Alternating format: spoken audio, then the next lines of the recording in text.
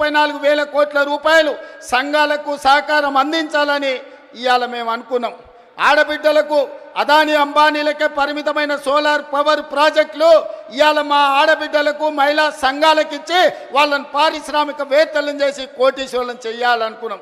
ఇవాళ ఇదే కాదు, మా ఆడబిడ్డలు అమ్మగారింటికి పోవాలన్నా దైవ దర్శనానికి పోవాలన్నా ఇంటి ఆయనని అడిగితే దసరా కడితే దీపావళి అనేటోడు, దీపావళి కడితే సంక్రాంతి అనేటోడు, సంక్రాంతికి అంటే ఉగాది అనేటోడు, ఉగాదికి అడిగితే ఈ సంవత్సరం ఎందుకులే అనేటోడు.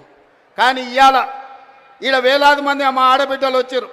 అక్క ఎవరైనా బస్సు ఎక్కితే ఒక్క పైసా ఎవరైనా అడుగుతుర్రా? ఇవాళ ఈ తెలంగాణ రాష్ట్రంలో 1,10,00,000 మంది ఆడబిడ్డలు 3,700 కోట్ల రూపాయలు 11 నెలల మా పొన్నం ప్రభాకర్ గారి మంత్రివర్గంలో ఆడబిడ్డలకు ఉచిత బస్సు ప్రయాణానికి ఖర్చు పెట్టి ఈరోజు మా ఆడబిడ్డలు స్వేచ్ఛగా ఇంటైన పనికి వచ్చే లోప అమ్మగారింటికి పోయి అమ్మని చూసి వెనక్కి వచ్చేటంత వెసులుబాటు ఈరోజు మన ప్రభుత్వంలో వచ్చింది. ఇవాళ అట్లా అదే కాదు, రూపాయి కూడబెడితే మోడీ వచ్చి ఎత్తుకపోతున్నాడు. 12 నూరులు సిలిండర్ అయింది. ఆయనలో సోనియమ్మ ఆడబిడ్డల కట్టెల పొయ్యి కష్టాలు కన్నీళ్ళ పొగతో ఊపిరితిత్తుల్లో పోయి క్యాన్సర్ వచ్చి చచ్చిపోతుంటే ఆడబిడ్డలకు సిలిండర్ గ్యాస్ పోయి ఇచ్చి 400 రూపాయలకే సోనియమ్మ సిలిండర్ ఇచ్చింది. మోడీ వచ్చి 1200 చేసిండు.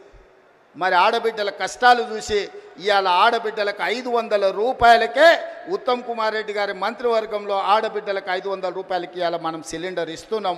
ఈ దేశంలో ఎక్కడైనా 500 రూపాయలకు బీజేపీ ప్రభుత్వం సిలిండర్ ఇస్తుందా? ఒక్కసారి ఆలోచన చేయండి అని నేను అడుగుతున్నా. ఇదే కాదు, నేను కానీ బట్టి గారు కానీ పాదయాత్ర చేసేటప్పుడు చాలామంది పేదలు వచ్చి మీరు వ్యవసాయానికి 24 గంటల ఉచిత విద్యుత్ ఇస్తున్నారు, బాగానే ఉంది, కానీ మాకు భూమి లేదు, మేము ఇంట్లో ఫ్యాన్ వేసుకున్నా, ఫ్రిడ్జ్ పెట్టుకున్నా, టీవీ చూసినా మా కరెంటు బిల్లు పేలిపోతుంది, 2,000 కట్టాల్సి వస్తుందని మా దృష్టికి తెచ్చారు. అందుకే ఆలోచన చేసినాం, సోనియమ్మ అనుమతి తీసుకున్నాం. మల్లికార్జున ఖర్గే గారి ఆదేశాలతోని ఇవాళ ప్రతి పేదవాడి ఇంట్లో 200 యూనిట్లు ఉచితంగా 50 లక్షల కుటుంబాలకు 200 యూనిట్లు ఉచితంగా కరెంట్ ఇస్తున్న ప్రభుత్వం ఈ దేశంలోనే తెలంగాణ రాష్ట్రంలో ఉందన్న సంగతి ఇవాళ నేను చెప్పదలుచుకున్నా. ఆ పైసలు కూడా మా ఆడబిడ్డలకు మిగులుతున్నాయి. మా అక్కలందరికీ తెలుసు, ఇంటాయన చేతిలో నగదు ఉంటే బెల్ట్ షాప్ పోతాయి, మా ఆడబిడ్డల దగ్గర నగదు ఉంటే పిల్లలు బడిపోతారు. అవునా అక్క?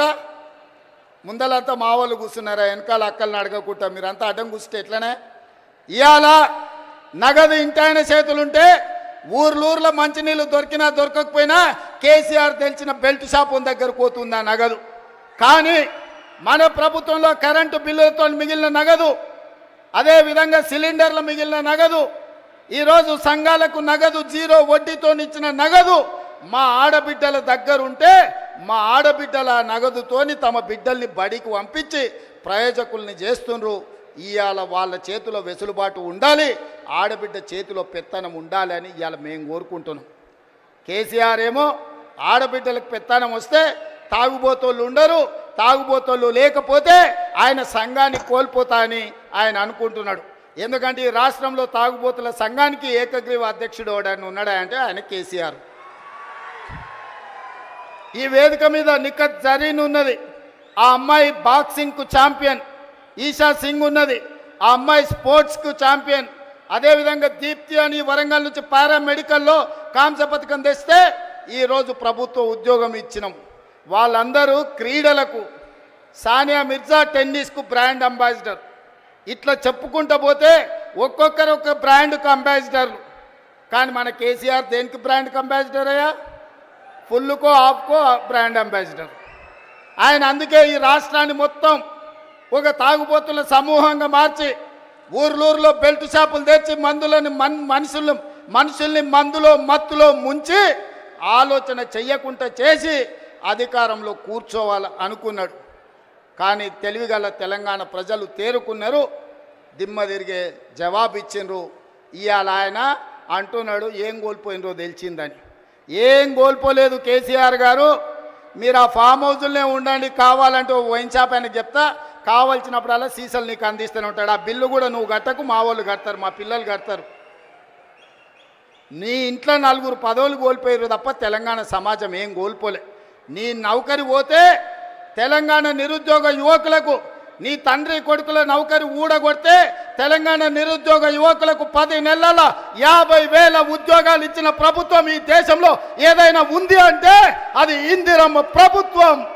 ఆ ఇందిరమ్మ ప్రభుత్వంలో 50,000 ప్రభుత్వ ఉద్యోగాలు ఇచ్చిన ఘనత నా మంత్రివర్గ సహచరులదని నేను ఈ వేదిక మీద నుంచి గర్వంగా నేను చెప్పదలుచుకున్నా.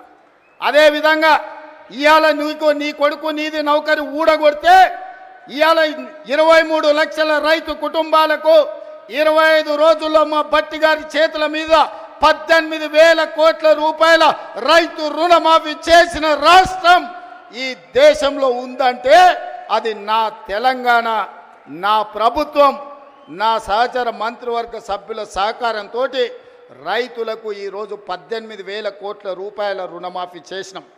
ఇంకా కొంతమందికి రావాలి, నాకు తెలుసు. అక్కడక్కడ ఇంకా కొంతమందికి తప్పులతోనో ఖాతాల నెంబర్లు సరిగ్గా లేకనో చిన్న చిన్న కారణాల చేత ఇంకా కొంచెం బకాయి ఉంది. 100% ఈ వేదిక మీద నుంచి ఆనాడు భద్రకాళి సాక్షిగా ఈ వరంగల్ గడ్డ మీద నుంచి చెప్పిన 15 ఆగస్టు లోపల 2 లక్షల రుణమాఫీ చేస్తా అన్నా, సమ్మక్క సారలమ్మ సాక్షిగా ఆయన చెప్పిన 18,000 కోట్ల రూపాయలు భద్రకాళి సాక్షిగా సమ్మక్క సారలక్క సాక్షిగా 15 ఆగస్టు లోపల రైతుల ఖాతాలు వేసిన. ఇవాళ కూడా నేను మాట ఇస్తున్నా, ఈ వరంగల్ గడ్డ మీద నుంచి మాట ఇస్తే తల తెగిపడ్డా మడమ తిప్పకుండా ముందు నిలబడే లక్షణమున్న కాంగ్రెస్ పార్టీ కార్యకర్తను అందరి రైతులకు రుణమాఫీ చేసే బాధ్యత నాది. మీ ఖాతాలు సవరించుకోండి, మీ ఖాతాలలో ఉన్న తప్పులను సరిదిద్దుకోండి. మీ అందరికీ రుణమాఫీ చేసే బాధ్యత మా ప్రభుత్వం తీసుకుంటుంది. ఎవడో తప్పుడు మాటలు చెప్తే నమ్మకండి, మీకు అండగా నిలబడతా. 10 ఏళ్లలో వాళ్ళు చెయ్యండి 1,00,000 రూపాయలు చేస్తామని 10 ఏళ్లలో 4 విడతలని ఎవరికి చేసిండ్రో అసెంబ్లీలో చర్చ పెడదాం. రమ్మను బిల్లారంగా ఎవరు వస్తారో చర్చకు. కానీ 10 నెలల మన ప్రభుత్వం చేస్తే 10 ఏళ్ళు వాళ్ళు చేయలేని పని మనం చేసినాము. అభినందించడానికి నోరు రాకపోయింది, కానీ రోజు కాళ్ళలో కట్టెబెట్టాలని కట్టెలు తీసుకొని తిరుగుతారు బిల్లారంగాలు ఇద్దరు. ఇట్లాంటి పరిస్థితుల్లో ఈ రాష్ట్రంలో ఆర్థికంగా వాళ్ళు చేసిన అప్పులు 7 లక్షల కోట్లు.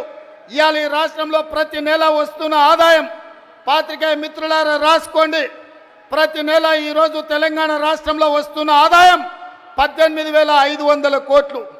ఈ 18,500 కోట్లల్లో 6,500 కోట్లు దాదాపుగా ప్రభుత్వ ఉద్యోగులకు జీతాలు పెన్షన్ల కింద పోతున్నాయి. ఇంకొక 6,500 కోట్లు కేసీఆర్ చేసిన 7 లక్షల కోట్లకు అప్పు మిత్తి కింద కట్టడానికి పోతున్నాయి. ఈ 13,000 కోట్లు జీత భత్యాలకు కేసీఆర్ మన నెత్తి మీద మోపిన అప్పుకు ఇవాళ పోతే మిగిలిన 5,500 కోట్లు ప్రతి నెల ఆదాయం ఉంటే ఎన్నో రకాల ఇబ్బందులను ఎదుర్కొని కడుపు కట్టుకొని అవినీతి నిర్మూలించి రూపాయి కూడబెట్టి ఇవాళ రైతు రుణమాఫీ చేస్తే మమ్మల్ని అభినందించడానికి నీ మనసు లేదు, కానీ ఈరోజు మమ్మల్ని శాపనార్థాలు పెట్టే ప్రయత్నం చేస్తున్నారు. అందుకే ఇవాళ కేసీఆర్ బాధపడుతుండు. ఎందుకంటే రైతులకు రుణమాఫీ రేవంత్ రెడ్డి చేసే కదా, ఇంకా నాకేం మిగులుతుంది చెప్పనే. ఒరేసుకుంటే ఆనాడు ఉరి అన్నాడు, అవునా? ఒరేసుకుంటే ఉరేసుకున్నట్టే అని కేసీఆర్ ముఖ్యమంత్రిగా మాట్లాడిండా లేదా? అలాంటి చంద్రశేఖర్ రావు ఆయన 150 ఎకరాల ఫామ్ హౌస్లో ఒరేసుకుంటే ఆ వివరాలన్నీ బయటపెట్టి బండారం బయటపెట్టి బండకేసాయల్లో కొట్టిన. ఇవాళ బాజాబ్తా తెలంగాణ సమాజం 66 లక్షల ఎకరాలల్లా 1,53,00,000 మెట్రిక్ టన్నుల వరి ధాన్యాన్ని స్వతంత్రం వచ్చినప్పటి నుంచి ఈ రోజు వరకు ఏ రాష్ట్రం, ఉమ్మడి రాష్ట్రం ఆంధ్రప్రదేశ్లో కూడా 23 జిల్లాలు ఉన్నప్పుడు కూడా ఇంత పంట రాలే. ప్రపంచ రికార్డు ఇవాళ తెలంగాణ రాష్ట్రం 66 లక్షల ఎకరాలలో 1,53,00,000 మెట్రిక్ టన్నుల వరి ధాన్యాన్ని పండిస్తే ఎంఎస్పి ఇవ్వడమే కాదు, సన్న వడ్లకు 500 రూపాయల బోనస్